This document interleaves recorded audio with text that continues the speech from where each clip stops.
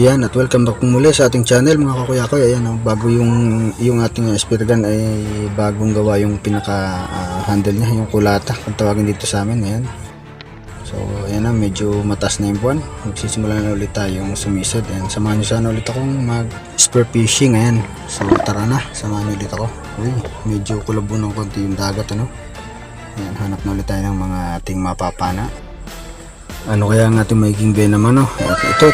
Ayan, tampal po kayo. Ang lapot, laki nito. Grabe, ayun, oh. Mumulyang sa laki. Ayan, grabe to.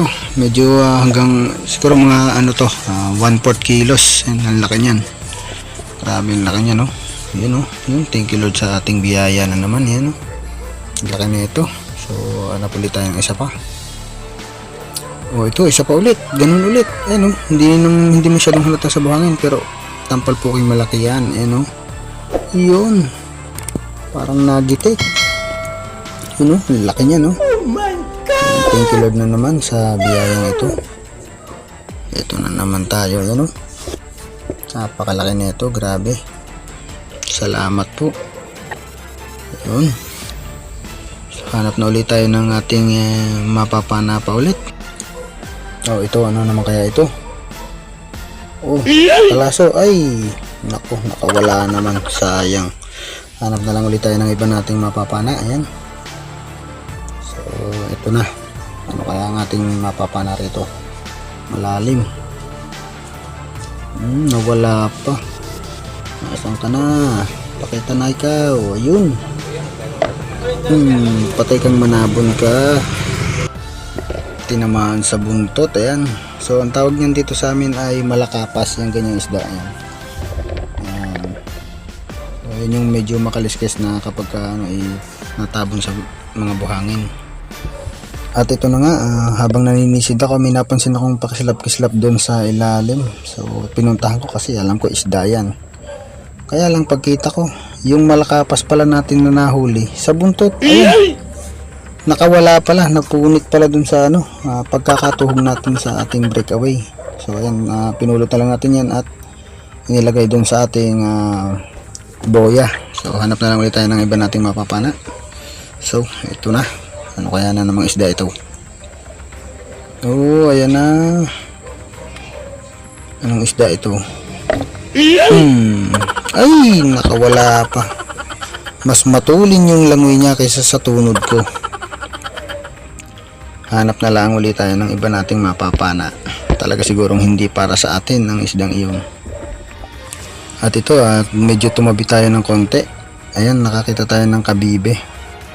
At itong kabibing ito ay napakasarap ng laman nito. Ayan, napakasarap niyan. Tapos yung pinaka kabibi niya talaga ay mas maganda siyang pang display sa bahay. Ayan, so binabrush lang yan at magiging malinis na. Napakaganda tignan yan. Ayan, so hanap na tayo ulit ng ating ibang mapapana pa. So ayan, ano kaya ito? Medyo kulabo kasi yung tubig sa ibabaw kaya hindi masyadong halata. Patay ka.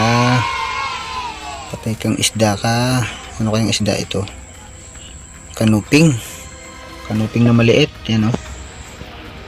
So mahigit na rin naman na 100 grams yan. Pwede na rin yan. Wala kasing masyado talagang isda ngayong gabi. Ayan, oh. Kulabo yung tubig. Ito, ang daming isda, oh. Ayan, oh, mga ito. Ayan, oh. Teka, mamimili lang tayo. Ay, nawala na. Hindi niya sa kabila. Tingnan ulit natin sa kabila. Yun, nasa ilalim. Teka lang, at tayo huhugot muna ng hangin galing sa itaas. Medyo kakapusin na kasi tayo ng hininga. So, ayan, nakakahon muna tayo. Tapos, sisisid ulit tayo. Ayan. Ay, nako, wala na. Nakapasok na siguro sa butas. Naubos na silang lahat. At hindi na rin natin nakita. Hanap na lang ulit tayo ng iba nating mapapana. So, pakita na kayo mga mapapana. Uy, ito, tangis lawin. Tangis lawin. Hindi naman nagpahuli yung tangis lawin na yun. Hanap na lang ulit tayo ng iba. Talagang napakaalat natin ngayong gabi sa isda. Ito, subukan natin ito. Talagang wala, ayaw talaga magpahuli sa atin ng mga isdang lumalangoy yan. Ito pang isa, ito. Subukan din natin ito. Ay, nako, nagpahabol pa. Hoy, antayin mo ako. Hoy, tigil. Hoy, nako, talaga naman. Ayaw talaga nila magpahuli. Hanap na lang ulit tayo ng iba nating mapapana. Ito, wala talaga itong kagalaw-galaw. Patay ka, huli ka ngayon. Natampal ka na naman. Aba, ay parang puro tampal yata ang ating mahuhuli pagkagarni. Kanina pang namamana ay ang aking nahuhuli ay puro tampal pala ang at saka isang isda. O dalawa ba? Kaya hanap na ulit tayo ng iba pang nating mapapana. Ano kaya ang sunod nating mapapana? Ahoy, naku naman, tampal na naman ulit. Huli natin para ng pinili. Pero salamat pa rin po Lord at binigyan niyo po ako ng mahuhuli ngayong gabi kahit na mga ganitong isda lamang. Kahit naman sila ganyan, medyo malalaki naman. Yan o. Isang ulaman na rin kahit pa paano. Thank you Lord pa rin po ng marami. Ayan o. So, hanap ulit tayo iba pa nating mapapana. Ayan. Uy, manitis. Patay kang manitis ka. Ito na yung ating huling mapapana ngayong gabi. Ang manitis, nasa buntot na naman tinamaan. Ayan. At pagkatapos nito ay tayo ay tatabi na. Ayan. Sa pagtabi natin, papakita ko sa inyo yung aking mga nahuli. At ito na nga, nandito na tayo sa tabi. Ayan, hinihila na natin yung tali. Ito yung manitis na nahuli nating huli. Ayan, at ito yung ating mga huli. Ayan ang lalaki ng tampalpuke. Ayan, hahatakan lang natin yan patabi. At tayo ay pauwi na. So, abang-abang lang po. At hindi pa tapos ang ating video. Tayo ay uuwi na. Pakita sa inyo yung ating huli pagdating ng bahay. A few moments later. Dito na ulit ako sa bahay. Ayan. Medyo singberte. Ang huli medyo para nang pinili ang huli. Ito yung huli para nang pinili. Puro tampal. Tampal. Siguro ito mag-asawa. Magkalapit lang itong pinanghulihan ko nito eh. Tapos ito dalawa. Halos magkalapit din lang.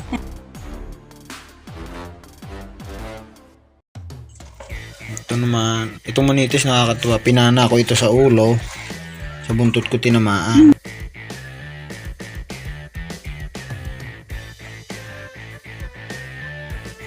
Tapos sa lalagyan ko may ano pa. Isda pa to.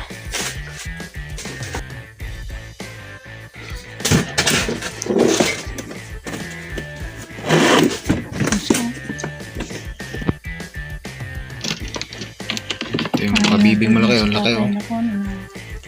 Sarap nito. Kabibi. Tapos ito yung malakapas na napunit. Malakapas ito sa ibang lugar ang tawag yung manabon.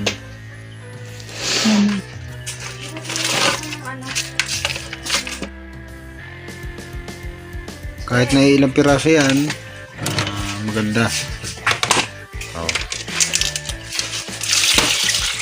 Wow, laki.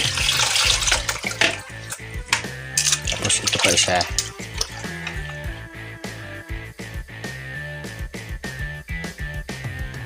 Mag-asawa yata. Tapos ito pa.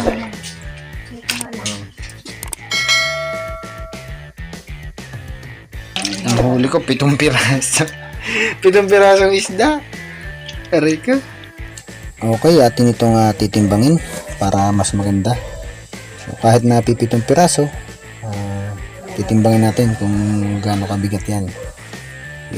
So, bali ang tinimbang na lang natin ay yung dalawang tampal. So, nasa 3/4 kilos yung dalawang piraso. At ang isang piraso ay nasa 0.4 o kulang kalahating kilo. So, hanggang dito na lang po ang ating video. Ayan, maraming salamat po sa inyong panonood. Ayan, nakasiro yung ating kiluhan. So, thank you for watching po. Ayan, huwag po sana kalimutang pindutin yung subscribe button at yung notification bell para palagi kayong updated sa aking mga videos. Thank you for watching po and God bless us all. Bye-bye!